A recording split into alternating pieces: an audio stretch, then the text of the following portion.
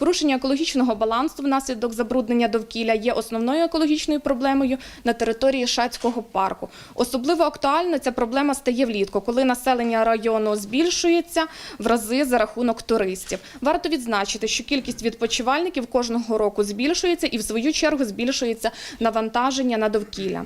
Створення каналізаційної мережі в населених пунктах допоможе покращити якість питної води. Каналізування забезпечить непотрапляння нечистот з вигрібних ям та колекторів приватних садиб у ґрунтові води, якими живляться не лише озера, а й колодязі та криниці. Питна вода очиститься від різних домішок та пестицидів.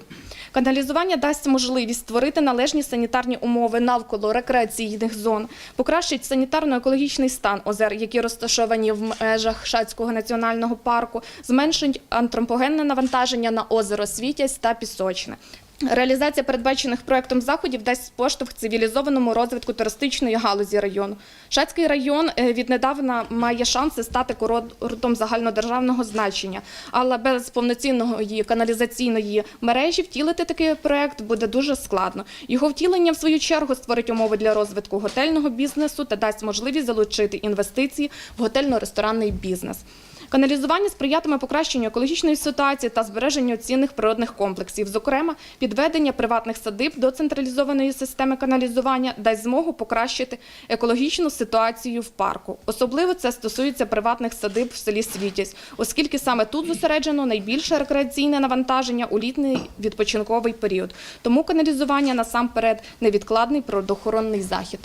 Проект фінансується за кошти Європейського Союзу, кошти програми. Загальна його вартість становить 6,5 мільйонів.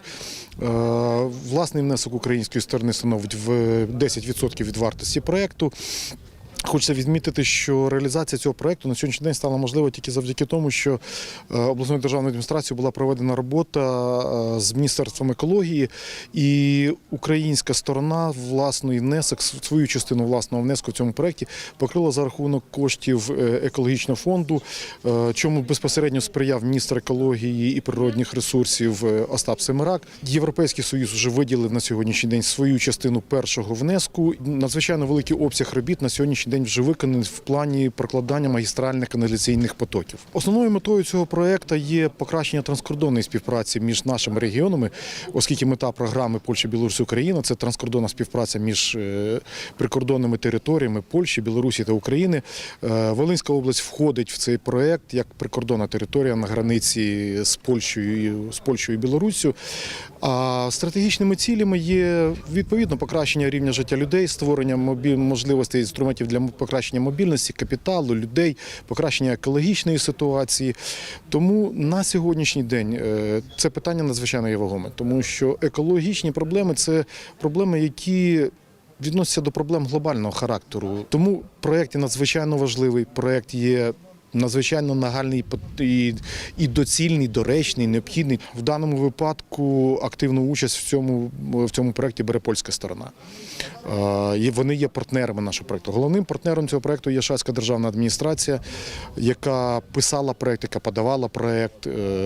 Безпосередньо реалізаторами проєкту по тендеру, який пройшов через систему «Прозору», є львівська фірма, яка зараз реалізує цей проєкт і проводить будівництво.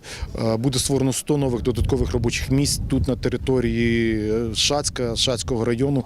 Відповідно, податки будуть йти в Шацький район, люди будуть забезпечені роботою.